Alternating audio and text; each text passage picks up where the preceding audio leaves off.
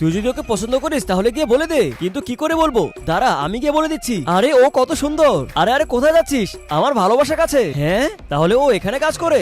আরে ভাই তুই এখানে কি করছিস? তুই একেবারে সঠিক সময় এসেছিস। চল তোর জন্য কিছু জামা কাপড় কিনি।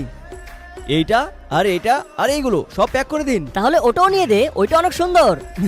আমার বোন মাঝে মধ্যে আপনাদের এখান থেকে জামা অর্ডার করবে। যদি আপনার ফোন নাম্বারটা ওকে দিন তাহলে আমাদের অনেক উপকার হবে। আমি ওর নাম্বার দিয়ে কি করবো? তোকে টাকা দেবো। হ্যাঁ হ্যাঁ, আমাকে আমাকে দিন। ঠিক আছে, আমি আমার নাম্বার দিয়ে দিচ্ছি। আরে দেখি দেখি তুই কোর সাথে কথা বলেছিস?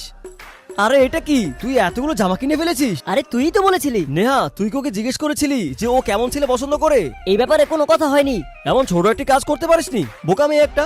কালুকে লাঞ্চে ইনভাইট করবি। হ্যাঁ, আমাকে বোকা মেয়ে বললো। আপনাকে ধন্যবাদ। নেহাকে আপনি কত হেল্প করছেন। কোনো সমস্যা নেই মিস্টার রাজ। আর আপনার মেয়ে নেহা আপনার ব্যাপারে আমাকে সবকিছু বলে দিয়েছে, কি করে আপনার ওয়াইফ আপনাকে ছেড়ে চলে গিয়েছে, আর আপনি একাই আপনার মেয়েকে মানুষ করছেন। আপনার মতো বাবাকে নিয়ে প্রাউড করা উচিত। বাবা, তুই আমাকে বোকা বললি তো, দেখ এবার আমি তোর প্ল্যানটাকে কি করে চপাট করি। তবে মিস্টার রাজ, আপনাকে কিন্তু আমি খুব লাইক করি, আর আমি আপনার মেয়েরও খুব খেয়াল রাখবো। কি? হোয়াট? আর আজকে দেখবো তোমরা কাকে বেশি ভালোবাসো। মাকে ভালোবাসলে লাইক দিয়ে যাও, বাবাকে ভালোবাসলে সাবস্ক্রাইব, আর পার্ট 2 দেখতে হলে কমেন্টসে পার্ট 2 লিখো।